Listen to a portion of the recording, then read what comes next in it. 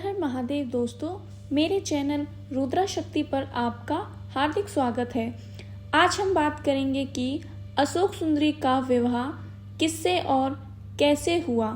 आइए जानते हैं। एक बार जब अशोक सुंदरी खेलते हुए अपने गुड्डा और गुड़िया का विवाह कराती है, तब वह एक गहरे विचार में खो जाती है और रोते हुए माता पार्वती से कहती हैं कि मैं विवाह करा के आपको छोड़कर कहीं नहीं जाऊंगी।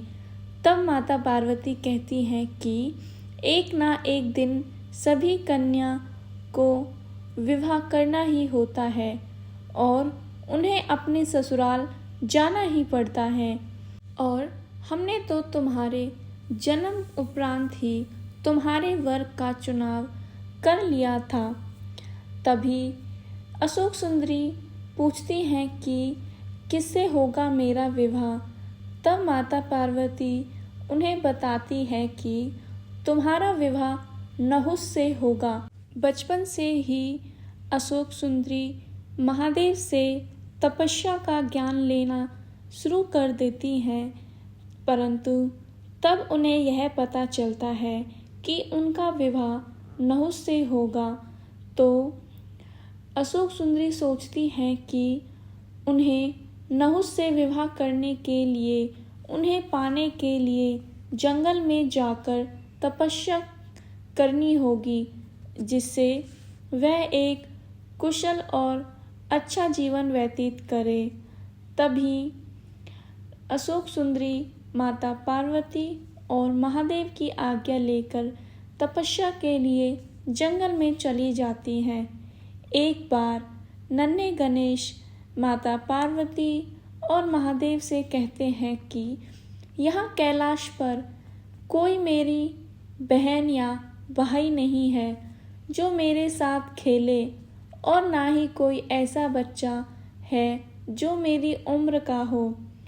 माता, जैसे आपने मुझे जन्म दिया है, आप मेरे भाई बहनों को भी जन्म दीजिए। तब माता उन्हें बताती हैं, तुम्हारे भाई बहन तो है पुत्र। तब महादेव कहते हैं कि कार्तिकेय को तो वह अभी कैलाश पर नहीं ला सकते, क्योंकि वह अभी अपना दायित्व निभा रहे हैं, परंतु अशोक सुंदरी भी अपनी तपस्या में लीन है, परंतु उन्हें यहाँ लाया जा सकता है। जैसे ही श्री गणेश को यह सब पता चलता है, तो वह माता पार्वती से कहते हैं कि मैं आपको वचन देता हूँ माता, मैं दीदी को जरूर कैलाश लेकर आऊँगा। और श्री गणेश और उनके मूषक मित्र अशोक सुंदरी को ढूंढते हुए वन में चले जाते हैं और वहाँ देखते हैं कि वह तपस्या में लीन है। तब श्री गणेश सोचते हैं, परंतु मुझको तो पता ही नहीं है कि दीदी किस चीज़ के लिए तपस्या कर रही हैं। तभी नारद मुनि उन्हें आकर बताते हैं कि वह महाराज आयु के पुत्र नहुस से शादी करने के लिए तपस्या कर रही हैं।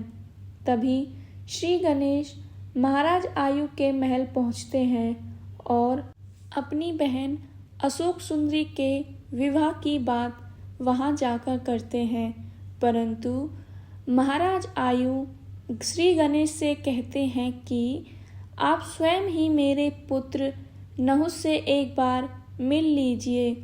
जैसे ही श्री गणेश नहुस से मिलते हैं, तो वह देखते हैं कि नहुस अभी विवाह योग्य नहीं है और आयु में भी वह अशोक सुंदरी से भी कम है, परंतु वह सोच विचार में पड़ते हैं और महाराज आयु से कहते हैं कि मेरी बहन तो वर्षों से आपके पुत्र से विवाह करने के लिए तपस्या कर रही हैं, परंतु अभी तो यह दोनों ही विवाह योग्य नहीं हैं।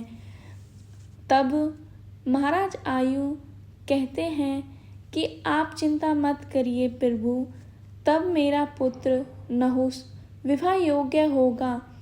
इसका विवाह मैं आपकी बहन अशोक सुंदरी से ही करवाऊंगा।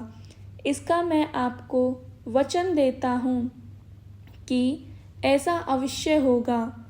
और श्री गणेश के साथ जंगल में जाते हैं। तभी नहुस अशोक सुंदरी को तपस्या से उठाते हैं और नहुस और उनके माता पिता अशोक सुंदरी को स्वीकार करते हैं और कहते हैं कि अब तुम्हें कोई भी तपस्या करने की ज़रूरत नहीं है। अब तुम दोनों का रिश्ता जरूर होगा। तुम दोनों का विवाह तभी होगा तब तुम दोनों विवाह योग्य हो जाओगे। तभी अशोक सुंदरी बहुत प्रसन्न होती हैं और वह पहली बार अपने भाई गणेश से भी मिलती है। इस तरीके से अशोक सुंदरी की तपस्या भी पूर्ण हो जाती है और श्री गणेश महाराज आयु से कहते हैं कि शीघ्र ही हम पिता के साथ आपके घर रिश्ता लेकर आएंगे।